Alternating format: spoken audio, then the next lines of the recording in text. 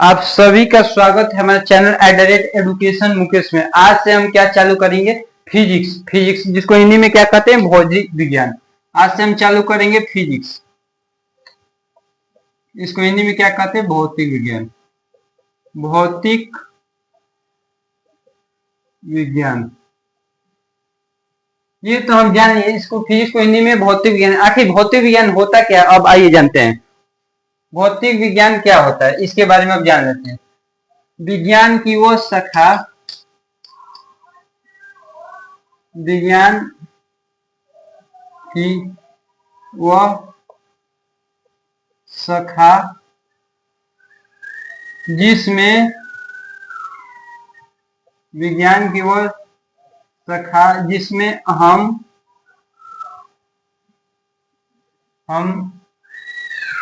प्रकृति के अंदर जितनी भी घटनाएं घटती है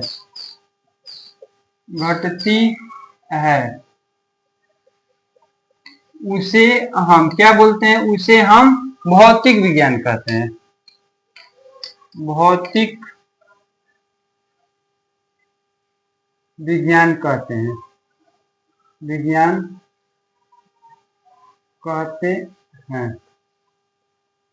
विज्ञान की वो शाखा है फिजिक्स, यानी कि भौतिक विज्ञान, जो कि क्या बताता है हमें? हमारे आसपास जितने भी घटनाएं घटती है उसी को हम क्या कहते हैं? फिजिक्स। जैसे बारिश होती है, ये क्या है? अपने आप में फिजिक्स का एक पार्ट है, बारिश का होना।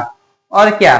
फ्लडिंग, हमारे आसपास घर में क्या होती है? कभी कभी हमारे आसपास गांव में बाढ़ की समस्या, ये भी क्या है? फिजिक्स है। जितने भी घटनाएं घटती है। लाइट क्या होता है? लाइट का आना, हमारे घर में क्या होता है? लाइट आ जाती है, ये भी क्या है? फिजिक्स है। All the phenomena that occur in the nature are called physics।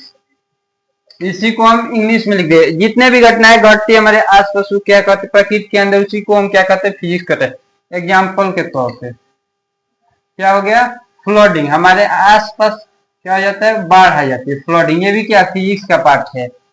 और क्या हो गया? फ्लडिंग, बाढ़ आना। और क्या?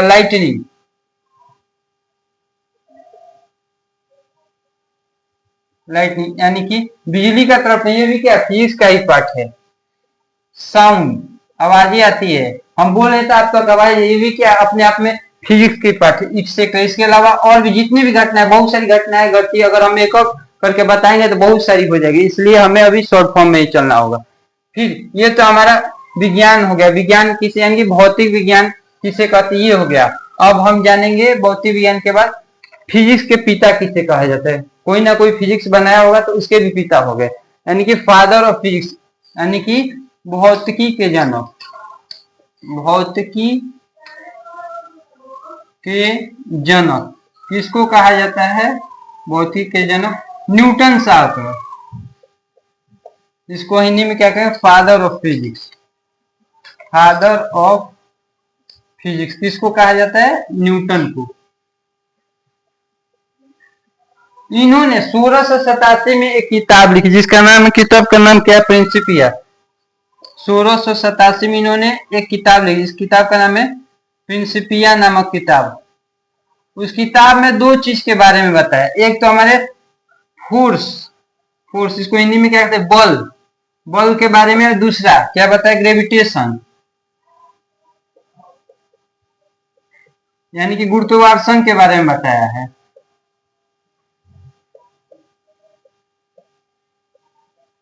इन्होंने यही दो बातें इस किताब में बताई, फोर्स यानी बल और ग्रेविटेशन के। इनके द्वारा एक किताब है प्रिंसिपिया नामक किताब में इन्होंने ये दो चीज के बारे में बताया है।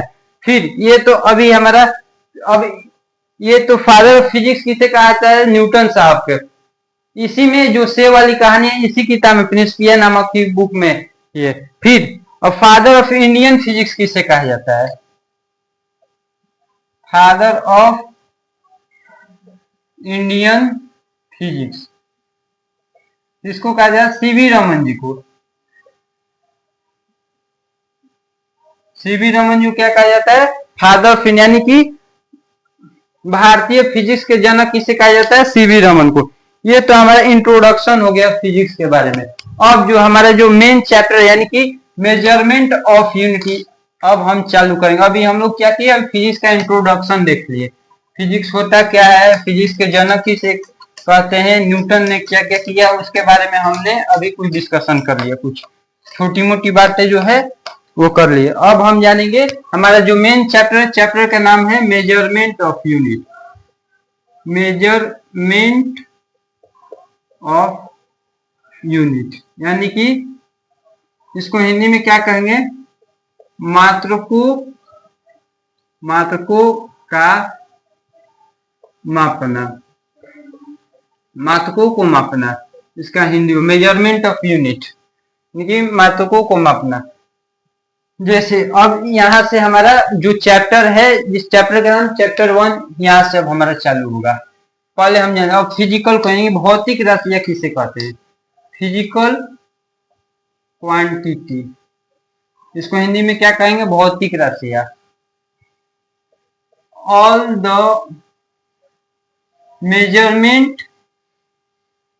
Measurement unit in science is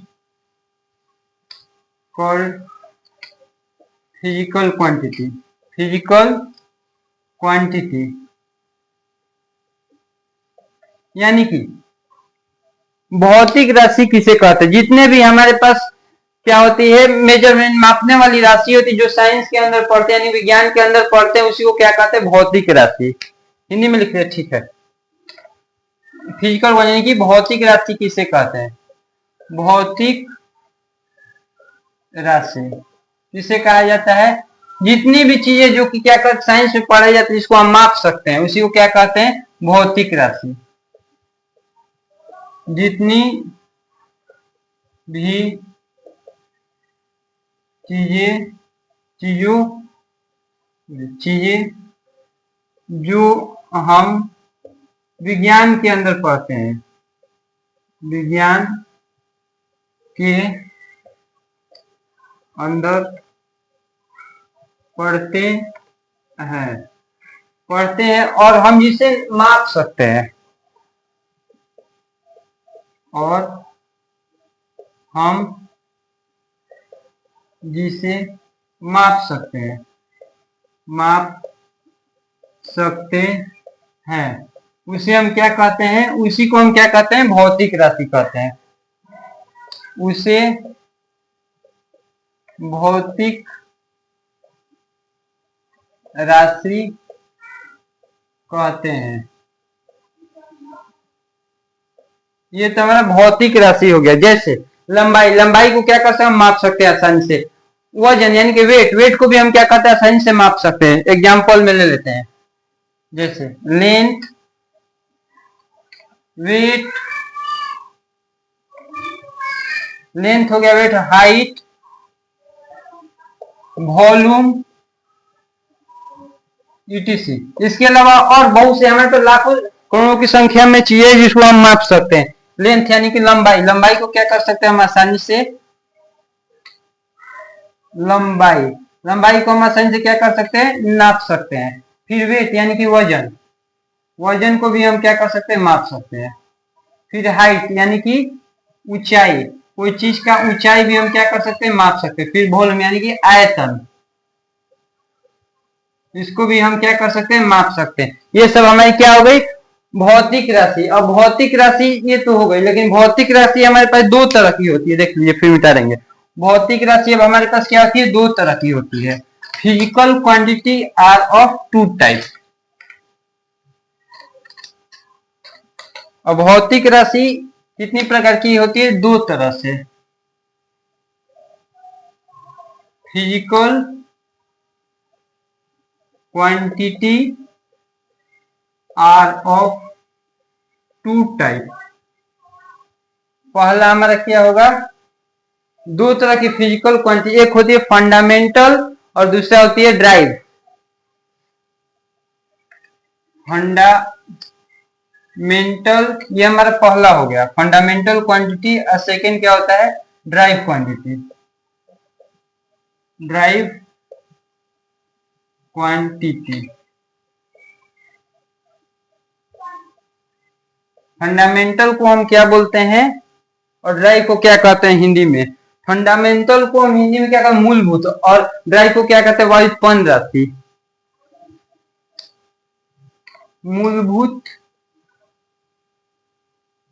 राशि, फिर और हमारे पास क्या होगा व्युत्पन्न राशि। व्युत्पन्न राशि, अब इन दोनों में अंतर क्या है? फंडामेंटल क्वांटिटी किसे कहते हैं और ड्राइव क्वांटिटी किसे कहते हैं? फंडामेंटल क्वांटिटी हमारे पास 7 तरह की होती है। इसी को हम बेस क्वांटिटी यानी कि आधार राशि, इसी से जो जितने भी बनती है क्या होती है वो व्युत्पन्न राशि है। यानी कि there are 7 kinds of fundamental quantity.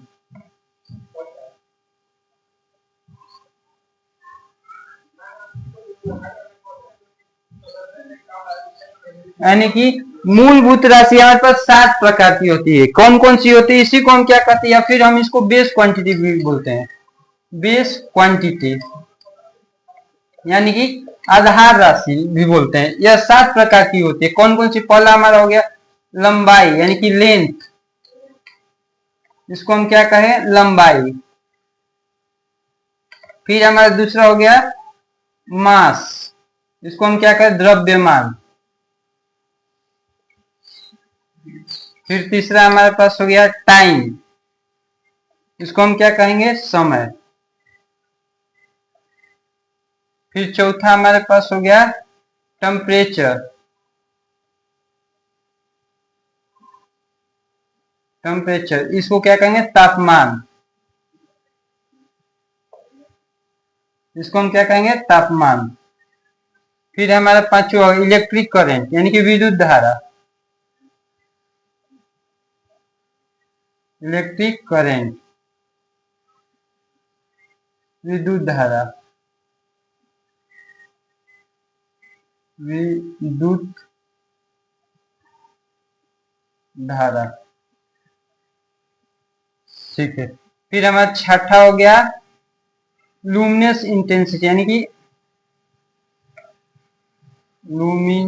Luminous intensity, यानी कि इसी से हम क्या करते हैं लाइट को क्या करते हैं बढ़ाते हैं और घटाते हैं। इसको हिंदी में हम क्या कहते हैं लुमिनस इंटेंसिटी को ज्योति तीव्रता, ज्योति तीव्रता, ज्योति तीव्रता ये हमारा इसका हिंदी हो गया ज्योति तीव्रता। सतवा क्या होता है लुमिनस इंटेंसिटी के एल के बाद यू है, ये एल यू। लुमिनस इंटेंसिटी के बाद क्या होता है सतवा अमाउंट ऑफ सब्सटेंस यानी कि पदार्थ की मात्रा, अमाउंट ऑफ सब्सटेंस, पदार्थ की मात्रा इसको कहा जाए पदार्थ की मात्रा।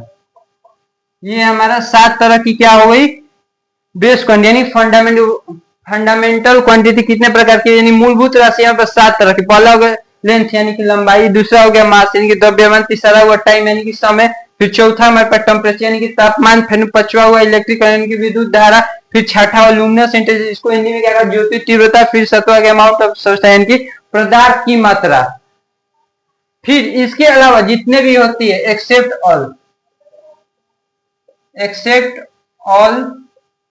these 7 all are drive quantity, drive quantity। इस 7 के अलावा जितने भी होती है उसको क्या कहते हैं व्युत्पन्न राशि। जैसे एग्जाम्पल 7 के अलावा जितनी भी राशि है, जितनी भी राशि है हमारे पास, जितनी भी राशि है उसे हम क्या कहते हैं, उसे हम व्युत्पन्न राशि कहते हैं,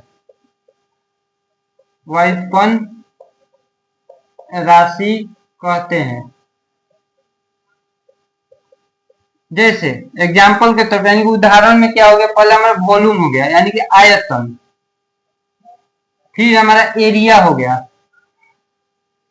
फिर हमारे पास वॉल्यूम हो गया, एरिया हो गया, फिर क्या हो गया, फोर्स, फिर हमारा वर्क, काम, फिर वेलोसिटी, फिर हमारे पास हो गया एक्सीलरेशन। इसके अलावा और बहुत से ईटीसी, इसके अलावा और बहुत सारी चीजें जिसको हम क्या कर सकते हैं, ड्राइव क्वांटिटी यानी कि व्युत्पन्न राशि।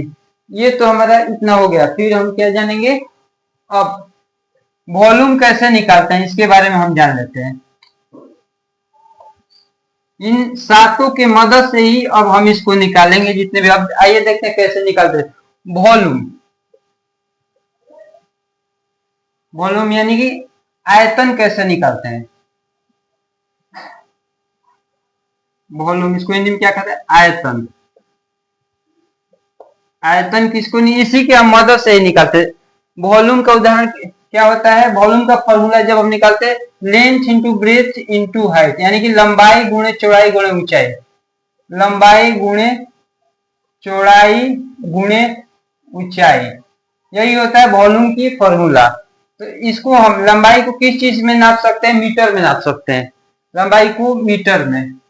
ब्रेथ यानी कि चौड़ाई को भी हम मीटर में, यानी कि लंबाई, इसको भी मीटर में ही नापेंगे।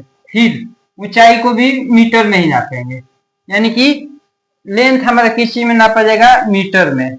मास किस चीज में नापेंगे, केजी में। फिर टाइम, समय किस चीज में नापेंगे, सेकेंड में। टेम्परेचर को किस चीज में, केल्विन में। इलेक्ट्रिक करंट को, विद्युत धारा को एम्पियर में नापेंगे। ज्योति तीव्रता को कैंडिला यानी कि सीडी, यहाँ पे स्पेस नहीं, यहाँ पे लिख देते हैं, नीचे लिख देते हैं। लुमिनस इंटेंसिटी किस चीज में, सीडी में, यानी कि चलो ठीक है, यहाँ पे नहीं आ रहा है। अमाउंट ऑफ सब्सटेंस, पदार्थ की मात्रा किसी में नापेंगे, मोल में, ये सब हम बता दे रहे हैं।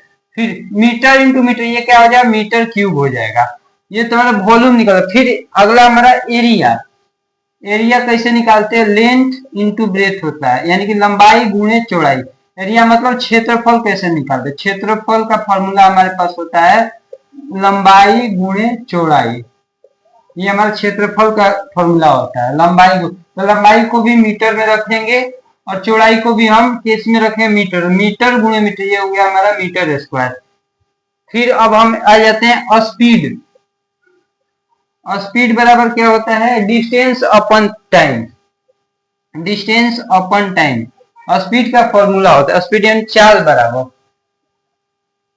चाल बराबर क्या होता है, दूरी बटा में समय। दूरी को हम किस चीज में नाप सकते हैं, दूरी को हम मीटर में रख सकते हैं और समय को सेकंड में। यहाँ पर अभी बताया जैसा कि हमने टाइम को किस चीज में, सेकंड में रखें, यानी कि ये क्या हो जाएगा, मीटर प्रति सेकंड हमारा हो गया। इसके बाद क्या होता है, वेलोसिटी। वेलोसिटी बराबर होता है displacement upon time, displacement upon time. Displacement को किस चीज में रखेंगे, मीटर में भी, इसको भी रखेंगे अपॉन टाइम, यानी कि टाइम को किस चीज में, सेकेंड, इसका भी हो जाएगा मीटर प्रति सेकेंड। डिस्प्लेसमेंट यानी कि डिस्प्लेसमेंट क्या होता है, सबसे छोटा जो डिस्टेंस होता है उसी को क्या कहते हैं, डिस्प्लेसमेंट। छोटा डिस्टेंस तो क्या कहेंगे, वेलोसिटी, यानी कि वेग बराबर, वेलोसिटी को हिंदी में क्या कहते हैं, वेग। वेग बराबर क्या होगा, डिस्प्लेसमेंट, यानी कि दूरी, यानी कि छोटी दूरी लिख देते हैं, छोटी दूरी बाटा में क्या होगा, समय। अभी सबसे छोटी दूरी, उसको भी हम किसी में मीटर में ही नाप सकते हैं, केजी में तो नहीं नाप सकते, इसलिए इसका हो गया मीटर। और फिर इसका क्या होगा, समय को हम सेकंड, यानी कि मीटर प्रति सेकंड, मीटर पर सेकंड, ये हमारा हो गया, वही हो गया। वेलोसिटी के बाद क्या होता है, एक्सेलरेशन। एक्सेलरेशन बराबर क्या होता है, change in velocity upon time, change in velocity upon time. Velocity यानी कि वेलोसिटी का फॉर्मूला का मीटर प्रति सेकंड, मीटर अपन सेकंड, और टाइम का भी सेकंड। जब इन दोनों को करेंगे मीटर अपन सेकंड स्क्वायर, यानी कि मीटर प्रति सेकंड स्क्वायर हमारा क्या होगा, एक्सीलरेशन का फॉर्मूला, एक्सीलरेशन का मान हो गया। फॉर्मूला क्या था, चेंजिंग वेलोसिटी अपन टाइम में, चेंज वेलोसिटी यानी कि वेग में परिवर्तन बटा समय, ये होता है हमारा एक्सीलरेशन का। इसके अलावा अभी और हमें देखना है, अभी तो यहाँ पे स्पेस नहीं है, हम आपको और बताते हैं। फिर उसके बाद फोर्स, फोर्स यानी कि बल। बल कब लगता है, जब कोई चीज किसी को हम एक्सेलरेशन,